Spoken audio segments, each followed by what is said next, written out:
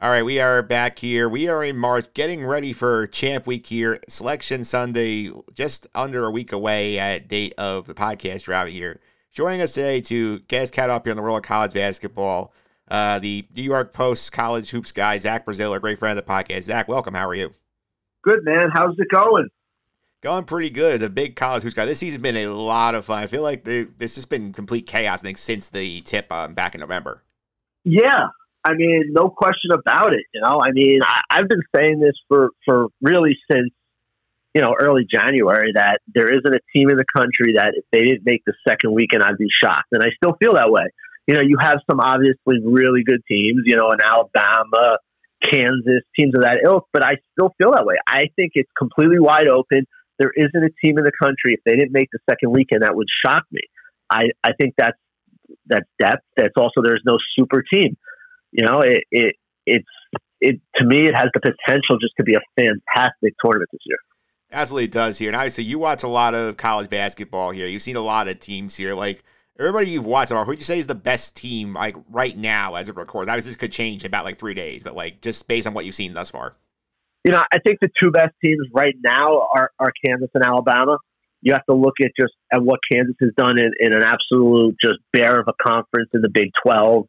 Alabama has been absolutely fantastic, despite obviously what's going on with their star freshman Brandon Miller. And to me, those are the two best teams, but neither one of those teams are superpowers. Look, Alabama got walloped by Oklahoma. Kansas is playing great right now, but they had some trouble early in the year with so many of these teams in the Big 12.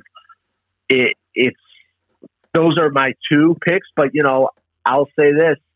If I was I would give you three teams and I would take the field and I feel comfortable with the field. I just think there's that much depth. I think there are that many teams that can make the Final Four. You can go through different conferences. You could go out west. You could go east, go south. To me, there's just so much depth and so much balance.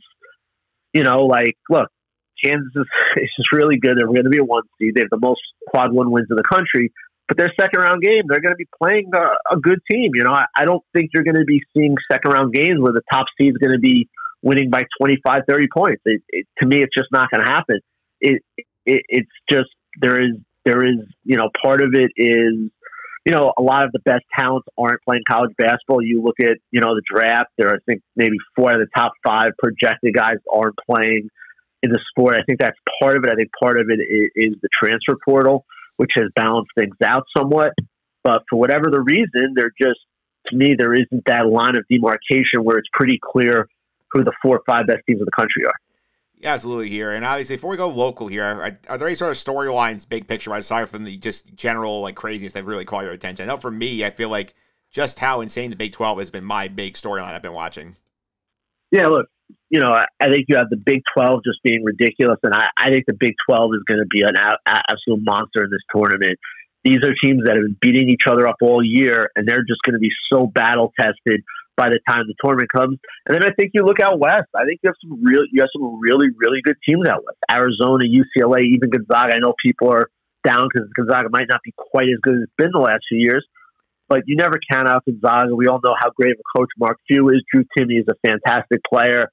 They're still, they're probably going to be a 3 or 4 seed, and they're going to be very, very dangerous. And it's been a long time since a team out west has won a national championship. But yeah, I mean, I think that's fair to me. Though my number one storyline of the season is just the balance and the depth and the lack of a super team. And look, maybe we're wrong. Maybe, sometimes you go into the tournament, you say, "Oh, it's going to be wide open," and then you get 3 or 4 one seeds go to the Final Four. I just don't see that happening. I think there are sleepers everywhere. I take a look at a team like TCU. Is probably not going to be more than a 5 or a 6 seed. And to me, they're a team that could absolutely get to a Final Four. Creighton is probably going to be a 6 seed, maybe even a 7 seed. They're a team that could absolutely get to a Final Four. You have teams like that. Even Kentucky, who's really, I know they lost to Vanderbilt, but has played much better of late. And Kentucky is obviously a team that has the talent to go really far. So that to me is my number one storyline, is just the balance. And, is that going to bear out in the NCAA tournament where we're going to get crazy upsets? Yeah, I feel like for the first time in a long time, I want to say, considering I feel like every major team has a flaw of some kind. I feel like this NCAA tournament more than others is going to be very much like matchup based, where like for example Kansas, like they're really good, but like if they run into a team with like a lot of bigs, they could be in a lot of trouble. Yeah, no doubt about it. I mean, as good as Kansas is, they clearly have issues inside. Alabama, as consistent and as tough as they are, aren't unbeatable. We've seen it, and they've kind of struggled a little. Maybe some of that is fallout from the Miller stuff and all the off the court attention that they're getting now. Maybe you want to chalk something up to that, and it's not a team that's used to being in this. It's not a program that's used to being in this limelight when it comes to basketball. We don't know how football it is, but this is obviously a different animal for Alabama. I mean, a team like Purdue is probably going to be a 1 seed, and I probably would pick against Purdue to get to the Final Four. I'm not very high on Purdue at all. We all saw what happened to them last year in the Sweet 16, losing to St. Peter's. So yeah, I mean, every team has weaknesses, and you're gonna find. I guarantee I will be stunned if we don't get a lower than 4 seed in the Final Four. I just think someone's going to get hot. A team that's kind of dealt with injuries or just hasn't quite clicked, and people are going to kind of look back like, how do we kind of forget about them going to the tournament? Yeah, that's for sure here. Let's go local angles here. I know you wrote a story recently about St. John's and how, like, if this thing doesn't work out for them this year, that the time has come for them to move on from Mike Anderson and look for a higher grade coach here. So do you feel like the administration feels the same way, that if they don't go on this run here and win the Big East tournament and get the auto bid, that he's out? Yeah, I mean, look, that's kind of the expectation from people around the program and just people in the city in the know that they're going to move on. He's got a huge buyout, it's around $10 million. I've been told that they will go into the endowment to do that. And look, it's not all about Mike Anderson. This is a program that hasn't won the NCAA tournament game since 2000. They've made bad decisions. I actually don't mind that Mike Anderson hired. He's a guy who had a lot of success. I know he's from the South. And his first 2 years were pretty good. They were a tough team to play against. They really pressured you. The second year they were finished fourth in the Big East, and really they should have made the tournament. If it was a normal season where the Big East had its normal metrics and normal non-conference schedule, to me they would have made the tournament. That obviously wasn't the case. They lost the quarterfinals to Seton Hall, and didn't get in. But the last 2 years, with more talent than he had his first year, it's gotten progressively worse. They don't beat good teams. They're undisciplined. To me, I wrote, if the school doesn't make a change, they're sending a bad message to the fan base that winning isn't important. I get it's a lot of money that they own. But St. John's, it's just, to me, the writing is on the wall here, where it's now 2 years in a row where they had tournament expectations and they're not even going to get close. And that, to me, just can't happen. And it'd be one thing if he was a young coach and you were saying, well, let's write it out, he's going to learn, but he's 63. The last time he made the NCAA tournament was 2018. That's the last time one of his teams had been ranked. In the world of high major basketball and the transfer portal, that's an eternity. 5 straight years without an NCAA tournament bid is a long, long time, and I just don't see any evidence that it will get better. And that, is kind of my overriding point. There's a lot of, St. John's fans obviously want to hire Rick Pitino. I would do that if I was them. It doesn't sound like they will, barring, a 180-degree change here from the administration. I think the move is to go get yourself a young coach, a young, hungry guy who's going to work his you-know-what off, who's going to bring some energy into this program. St. John's, it's never going to be 1985 again. I just think that's a fair assumption. What St. John's should be doing is trying to emulate Providence and Seton Hall and be a team that makes the tournament 2 out of every 3 years, could win a game sometimes. And that, to me, is not unrealistic. Seton Hall is a tougher job than Seton Hall. Seton Hall is a tougher job than St. John's. They don't have New York City. They don't have the Garden. And they figured it out with Kevin Willard. Now you have Shaheen Holloway. I know they're going to be an NXT team this year, but I still think Holloway's a really good coach and they're going to be fine. You see what Ed Cooley's done at Providence. That, to me, should be, if you're not going to hire Pitino, which is the way they should go, you go with a young coach. No more retreads, no more shticks of alums and guys who've never coached before. Go get yourself a young, hungry coach who's going to put his all into this and figure it out.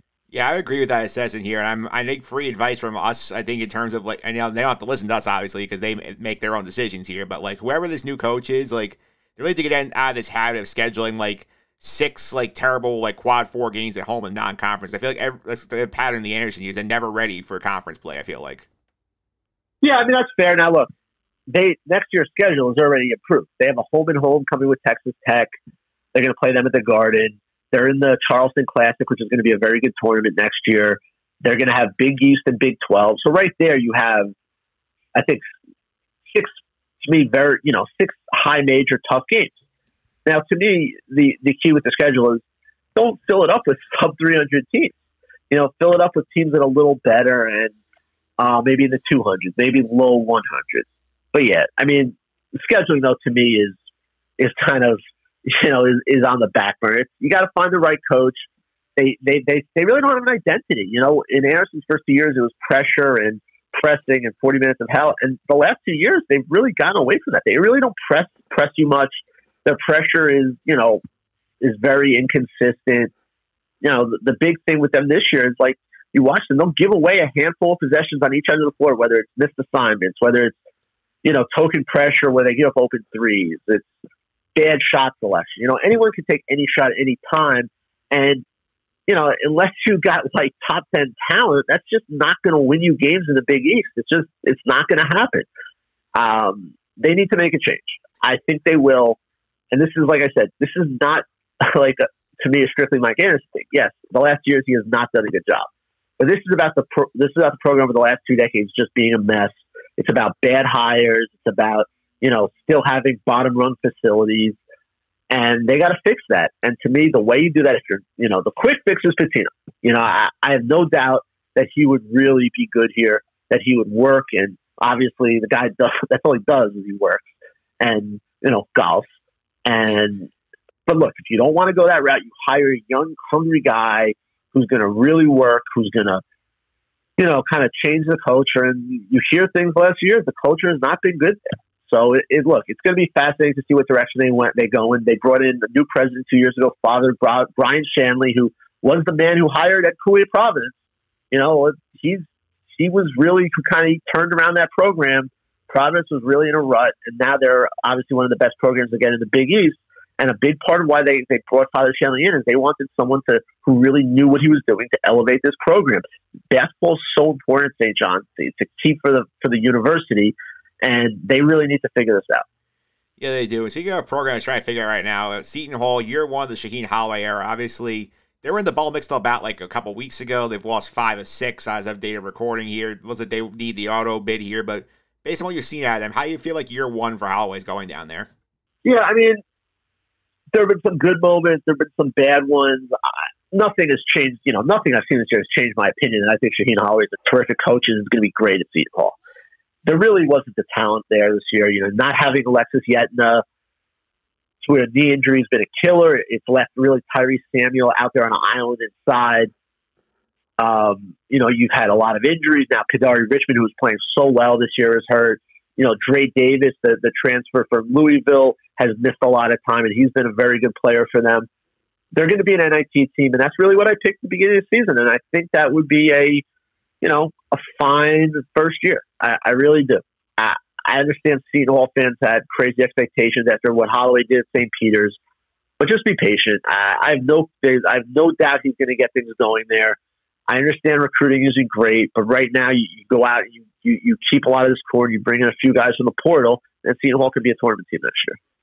Yeah, I think one team I'm confused about, trying to figure out what to make of them as they go down the stretch here, is Rutgers. Obviously, they had some high highs here. They won at Purdue. They have good wins on their resume. They looked like they were a lock for the tournament a few weeks ago. Now, going down the stretch, they've lost 5 out of 7, 2 of them to Nebraska at home and at Minnesota. Like, if you're a Rutgers fan, should you be sweating this out yet, or do you think they still got a good shot to get in the field pretty safely?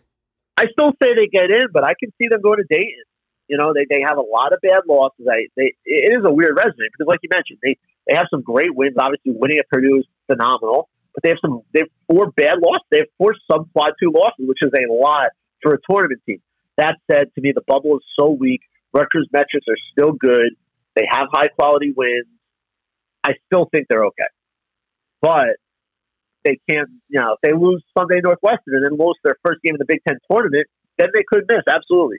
To me, one more win and they should be okay. Now, they may wind up in Dayton. The committee might say, look, let's you know, might say this team has a lot of bad losses. Like they should have to earn their way in. But I still say unless they lose their next two, worst case is 8. I'm still confident. And there was a time this year I thought Rutgers had a chance to be a 4 or 5 seed, and since Mag went out with that injury, it's really been crippling. And this team did not have great depth. They had basically a strong rotation of 7 with him, and without him, it's really kind of crumbled. Paul Mulcahy has struggled some. It's a team that's got to get going here, and they haven't been great at home, which is really a stunner because they've been such a dominant home team over the last few years. But with all that said, I still say I still would be surprised if they don't get in, but they better be careful. Yeah, I think the highest upside teams here, I think you would agree with me, is definitely UConn, because, we saw the 14-0 start. They had that weird 3-week blip from the end of December to mid-January that were really off their game. It's got things on track since that. Look like they're heading towards like a 4 or 5 area kind of seed as going in here. But how much do you think this team is under right now? Especially the expectation is very high over there. Dan Hurley's second year at UConn, so like early in the UConn tenure. Like, how much do you think that program is under right now? Yeah, look, it has been a somewhat strange year. They were so good. They looked like a lot to me. Coming into January, I thought they were going to be the number 1 seed in the East, and I thought they would go through the Garden. That obviously, that blip really hurt them. I still think they're a 4 seed. I still think they can get to be a 3. Their resume is really good. They have fantastic metrics. They have a ton of great wins. Everyone forgets they beat Alabama on a neutral court. They beat Iowa State on a neutral court. So they have some really, really good wins. They beat Oklahoma State at home. They crushed Marquette recently. The resume is really good. They have been a bit up and down in the league. If they have a nice Big East tournament, not even winning it, but like have a nice tournament, maybe get to the final, I can see them getting a 3 seed. The only problem is it's going to be hard for them to go through the Garden here because the committee is not going to put UConn in the East. Now they'll go to Albany to be the first weekend. I think that's pretty safe assumption, but they're not going to put UConn in the East and give them the number 1 seed a home court disadvantage. In the second weekend. That's the one thing where that blip has really hurt UConn. But with that said, they're going to be a 3 or 4 seed. They have a ton of obviously potential. They have depth. They play defense. And look, it's a big year for Dan Hurley. It's a big march for him. He's lost as a higher seed now in the first round 2 consecutive years. If he ever lost in the first round again this year, that fan base would not be happy. I'm not saying his job's in jeopardy, but I still think, he needs to have a good march here to really kind of show the direction of the program. UConn, a school like UConn, it's all about March. You can have a great regular season, but if you don't do well in March, and he hasn't done well there yet, people get antsy. I still can see them getting to that second weekend. Any more than that, I'm not quite sure. I don't know if they have quite enough scoring. As good as Hawkins is, and he's to me an NBA player, I'm still worried about them against a really good team scoring enough. Sonogo kind of hasn't quite been himself for a while. He's up and down. It'll be they're clearly one of the more fascinating teams for this month, though. Absolutely. I want to talk a little mid-major intrigue as well, because obviously last year we had the Cinderella run from St. Peter's going from the 15 seed all the way to the Elite 8, and before they lost North Carolina here. We got 3 mid-majors right now are going to be high seeds in their conference tournaments here. Obviously, Hofstra won the CAA regular season, beat out Charleston. They're the 1 seed there. Fordham right now in the top 4 seeds in the A-10, which is a rare sight for them. Iona on top of the MAC. Like, of those 3, which do you think would have the most tournament potential to get there? I'm going to go Hofstra, but barely over Iona. I love what I've seen from Hofstra. They're probably the best Hofstra defensive team in quite some time. They had some really good teams under Joe Mihalik, but they were never very good defensively. That was always kind of their undoing in March. And this team is much better defensively. They have a real good Robin to Aaron Estrada's Batman and Tyler Thomas, the Sacred Heart transfer. They beat College Charleston head-to-head at Charleston, which was obviously a terrific win. I really like them. They're tough. They can make shots. I think, and with their metrics, they have a shot to be a 12 seed, maybe at worst a 13 seed.